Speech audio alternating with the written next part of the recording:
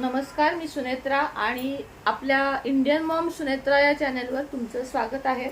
आता लवकरच सुरू होत आहे 17 सप्टेंबर पासून पितृपक्ष आणि पितृपक्षाचे नवनवीन व्हिडिओ बघण्यासाठी किंवा आजच्या व्हिडिओमध्ये मी काय सांगणार आहे तर पितृदोषाची लक्षणे काय आहेत, पितृदोष तुमच्या घरात आहे की नाही, पितृदोष तुम्हाला लागू झाला आहे की नाही, हे कसे ओळखावे याची संपूर्ण माहिती आणि त्याच्यावरचे उपाय, सेवा हे सर्व व्हिडिओ आता ओळीने येतील। त्यामुळे आपलं हे चॅनल आहे इंडियन मॉम सुनेत्रा, खाली माझा फोटो दिसत आहे त्यावर क्लिक करा म्हणजे तुम्हाला माझे सगळे व्हिडिओ बघायला मिळतील।